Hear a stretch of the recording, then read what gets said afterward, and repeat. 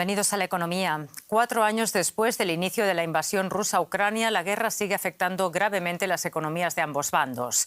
Rusia enfrenta estancamiento, inflación y deterioro de la calidad de vida. Ucrania, una devastación masiva de su infraestructura y enormes pérdidas económicas que complican una recuperación.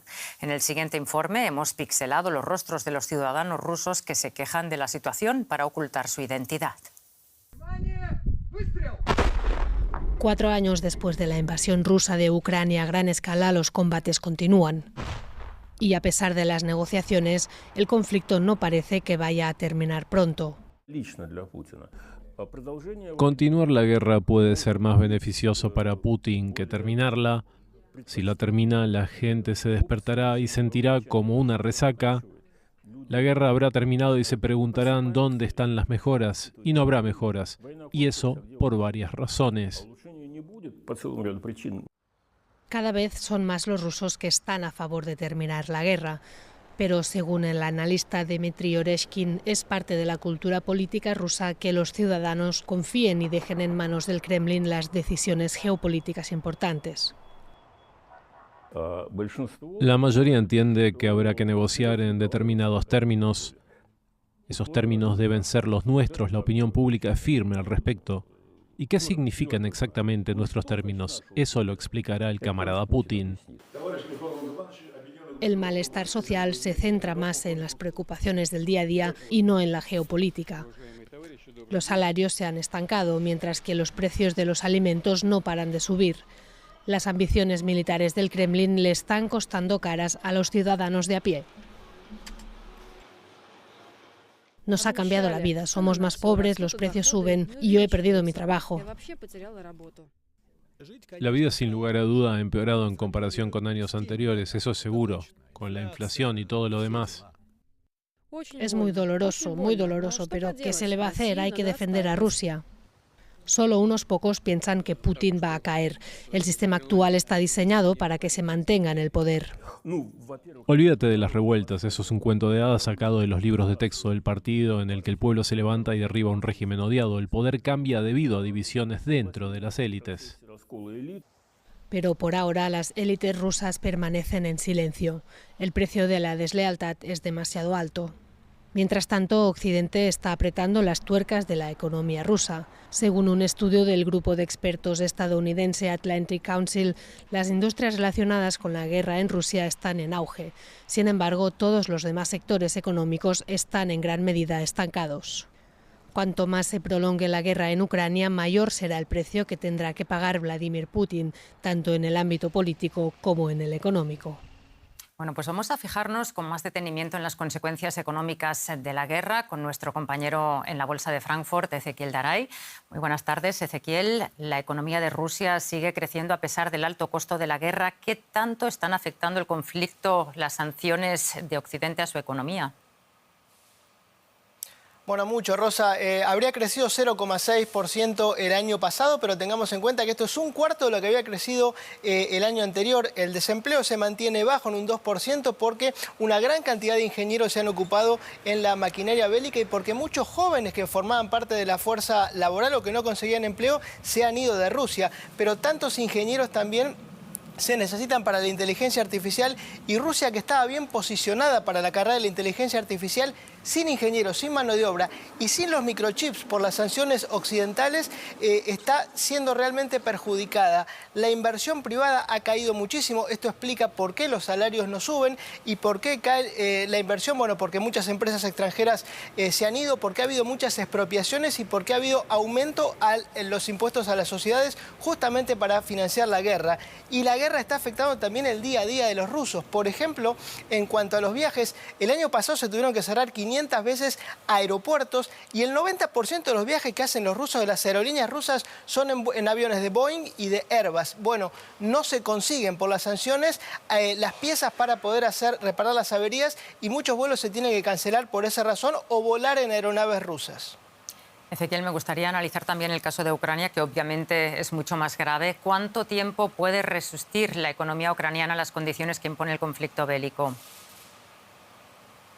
Bueno, Rosa, Ucrania hasta antes del conflicto era como una economía europea promedio, estaba creciendo 3% después de la pandemia, una inflación de 4%, 3 puntos de déficit, pero bueno, obviamente hoy está gastando 170 millones de dólares por día, según las estimaciones, más de 5.000 millones de dólares por mes en financiar la guerra. La economía sigue viviendo de la agricultura, son uno de los grandes productores agrícolas, mucho de lo cual se exporta a Europa, de la minería y ahora también de la industria bélica. Pero acá el gran punto va a ser la reconstrucción.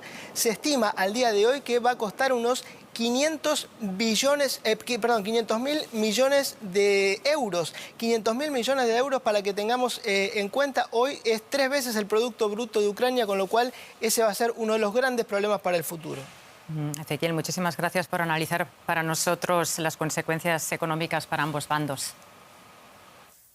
El presidente de Estados Unidos, Donald Trump, se prepara para pronunciar este martes un extenso discurso sobre el Estado de la Unión, apenas días después de que la Corte Suprema anulara su política arancelaria, asestándole un duro revés. El mandatario buscará reafirmar su promesa de una edad dorada para el país. Trump comparece ante un Congreso profundamente dividido. El Departamento de Seguridad Nacional sigue sin financiación debido al bloqueo entre republicanos y demócratas, y aún persisten los efectos del reciente cierre gubernamental.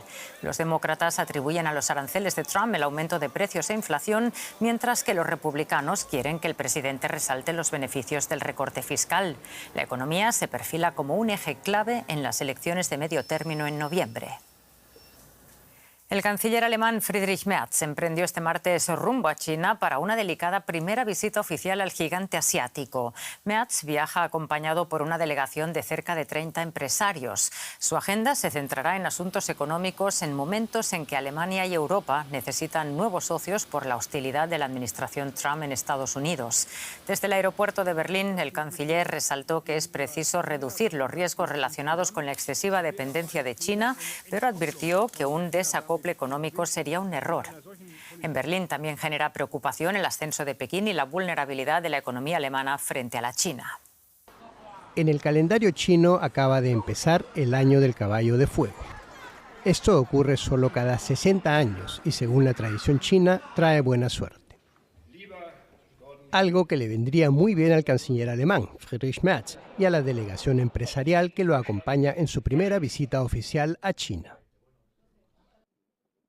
Se espera que Merz aborde temas espinosos como la guerra en Ucrania en su encuentro con el presidente chino, Xi Jinping. Pero el tema central será económico. Berlín quiere estrechar lazos con Pekín en medio de las tensiones comerciales globales.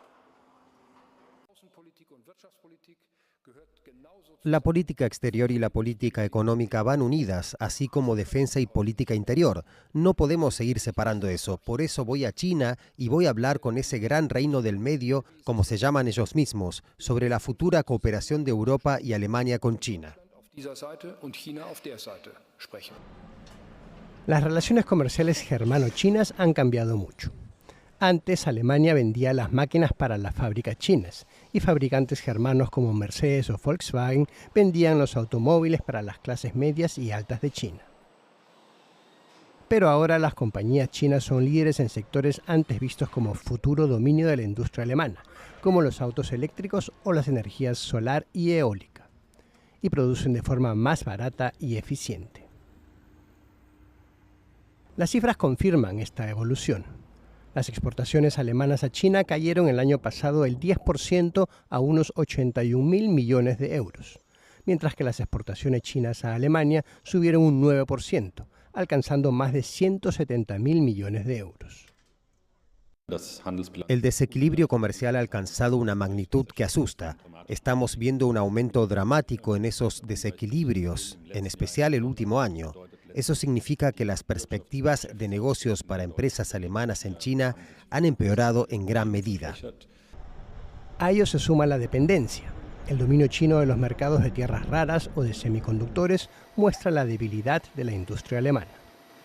Y en el conflicto comercial con Estados Unidos y sus aliados, Pekín sacó provecho de eso, poniendo en peligro la producción en Alemania.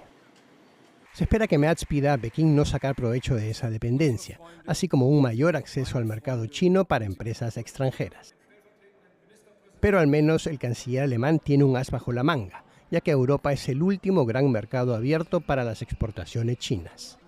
Para Alemania se trata de poner las dependencias mutuas en una posición que considera más equilibrada y en una relación que no esté marcada por las vulnerabilidades, sino por la confianza mutua. Y repasamos a esta hora otras noticias económicas internacionales de la jornada. La multinacional de logística FedEx ha presentado una demanda para reclamar la devolución de los aranceles que pagó después de que la Corte Suprema de Estados Unidos declarara inconstitucional la medida del presidente Donald Trump. Se espera que otras compañías demanden al gobierno por el mismo motivo. En Brasil, el gobierno retiró un decreto que permitía la expansión de las vías fluviales en la Amazonía como parte de un programa de privatizaciones. La decisión se produce tras semanas de protestas de comunidades indígenas que ocuparon también un puerto en el río Tapajós. Los manifestantes sostienen que los trabajos tendrían consecuencias negativas para la calidad del agua y la pesca. La familia Arnault consolida su control sobre el holding de Louis Vuitton al superar el 50% del capital del grupo, exactamente con el 50,01%. Refuerza así su poder en el gigante mundial del lujo en un contexto marcado por la caída del beneficio y de los ingresos del conglomerado en 2025. La cotización del Bitcoin volvió a retroceder este martes en un mes de fuertes caídas que podría convertirse en uno de los peores para la criptomoneda más conocida. El Bitcoin llegó a retroceder un 2,9%, situándose alrededor de los $62.000 en la jornada de este martes. En lo que va del mes de febrero, la criptomoneda ha acumulado una caída superior al 19%, lo que la acercaría a su peor desempeño mensual desde junio de 2022. Y tenemos la oportunidad de consultar a un experto que conoce muy bien los vaivenes de las criptomonedas. Es Julián Colombo, CEO de la plataforma Bitso en Argentina. Bienvenido, Julián. En primer lugar, cuéntanos por qué ha perdido tanto valor el Bitcoin en las últimas semanas. Creo que principalmente son dos motivos. El primero es una cuestión del propio mercado Bitcoin, que después de haber tenido un máximo histórico hace unos meses, tiene una corrección propia de los activos financieros, en los cuales hay personas que tomaron ganancias en ese máximo y están comprando nuevamente a precios más bajos. Y el segundo, creo que el Bitcoin está cada vez más ligado a los avatares de este mundo tan convulsionado que tenemos, ¿no? Entonces, medidas como la geopolítica de los Estados Unidos, lo que está sucediendo ahora con Irán, el tema de Venezuela, el tema de las tasas de interés de la Fed, más todos los otros temas de tarifas comerciales, impactan fuertemente en los activos financieros y ahora también en el mundo de las criptomonedas, que está cada vez más ligado al mundo financiero tradicional. Creo que por esas dos razones es que podemos ver también correcciones de este tipo de activos. Julián, otra cosa, las criptomonedas requieren un alto consumo energético y compiten por inversión en inteligencia artificial. ¿Hacia qué sector crees que se destinarán más recursos? ¿A la minería de criptos o al desarrollo de la IA? Mira, creo que estamos en un contexto en el que se puede hablar de una suma positiva porque el minado de criptomonedas consume exponencialmente menos energía de la que consumía hace unos años, quizás con la salvedad de que Bitcoin sigue teniendo un sistema un poco más anticuado o que sigue consumiendo un nivel muy alto. El resto de las criptomonedas, todo el mundo de los contratos inteligentes, las finanzas descentralizadas, consumen muchísimo menos recursos de los que consumían antes por mejoras tecnológicas que hubo en el sistema. Entonces creo que están quedando cada vez recursos libres que están yendo hacia ámbitos como el de la IA. Entonces no sé si es un juego de suma cero en el que un sector le quita a otro, sino que creo que hay posibilidades de que ambos convivan y de que se puedan fomentar ambas industrias al mismo tiempo.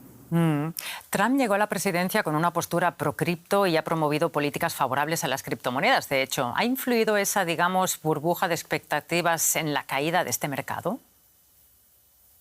Creo que primero influyó al alza desde fines de 2024 y terminamos con este rally que llevó al Bitcoin a costar $125.000. Y ahora lo que hay es también cierta precaución de los mercados, porque ven que también hay intereses en contra de las cripto que están teniendo demoras en el tema de la aprobación regulatoria de las stablecoins o del dólar cripto en los Estados Unidos. Hay muchas discusiones en las que el sector bancario y otros sectores financieros tradicionales están mostrando cierta resistencia. Entonces, si bien las noticias siguen siendo optimistas porque el tema se está debatiendo, se está discutiendo en el Congreso de los Estados Unidos, tenemos reguladores que son amigables en general al mundo cripto, estamos viendo también que no todos los sectores del mundo financiero quieren una regulación positiva para el mundo cripto. Entonces, producto de estas tensiones es que creo que también hay diferentes comportamientos de los actores económicos en el mercado. Interesante lo que nos cuentas. Muchísimas gracias por este análisis, Julián. Saludos. Gracias a ustedes. Y con esto ponemos punto final a este segmento de Economía.